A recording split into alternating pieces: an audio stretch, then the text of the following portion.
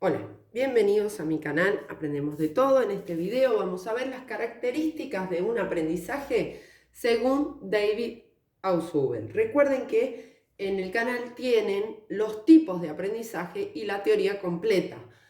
Lo que vamos a ver ahora son las características aplicadas a la educación, ¿sí? Bien, son 4 tipos de aprendizaje, o mejor dicho, perdón, de características de un aprendizaje. Porque los tipos son por recepción, por concepto y por proposición. Esos son los tipos de aprendizaje. Estas son las características. Dice que el aprendizaje receptivo es el primero. ¿A qué se refiere? Se refiere cuando el aprendiz recibe los contenidos en forma final. Cuando el aprendiz recibe los contenidos en forma final. Por ejemplo, un poema. ¿Sí? El estudiante recibe, no construye, no descubre, etc. El próximo es el aprendizaje por descubrimiento. Es decir, el aprendiz debe descubrir la forma final del contenido. Descubrimiento guiado o descubrimiento autónomo. Ya doy un ejemplo. Cuando el aprendiz debe descubrir la forma final del contenido. Por ejemplo, una situación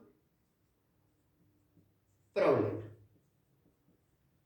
Puede ser de geometría, puede ser de fracciones, puede ser de multiplicación, cuando él tiene que descubrir qué procedimiento o qué acción realizar.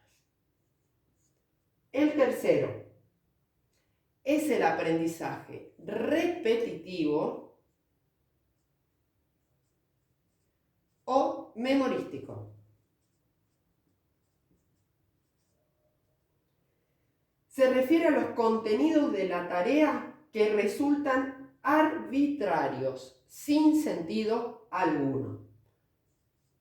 Los contenidos arbitrarios sin sentido. Por ejemplo, yo le digo al alumno, bueno, para multiplicar vas a tener, por ejemplo, 35 por 3. El procedimiento que tenés que realizar es este. 3 por 5, 15, y acá vas a subir un 1, y 3 por 3, 9, y 1, 10, y acá vas a poner el 10. Punto. ¿Sí? Esto sería un aprendizaje repetitivo, memorístico. Diferente si yo le digo, como aprendizaje significativo al alumno, le digo, bueno, para ordenar esta operación la vamos a poner de esta forma. ¿Por qué? Porque si yo digo 3 veces 5 me da 15, ¿sí? Entonces, al agrupar el número, yo voy a decir 10 y 5. 5 son unidades y 10 es una decena. Por eso lo voy a subir arriba, ¿sí? Luego digo 3 veces 3 es 9. Más 1, y le pongo el más y le hago la flechita, entonces tengo un aprendizaje por representación también, es 10, ¿sí? Esto es un aprendizaje repetitivo y memorístico, sin sentido. Este es un aprendizaje significativo. Bien. Vamos a borrar para colocar el último, que es el aprendizaje significativo.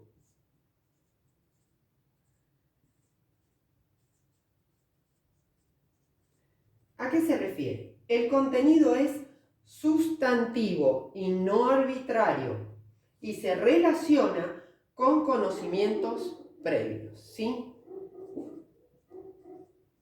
El contenido es sustantivo y se relaciona con conocimientos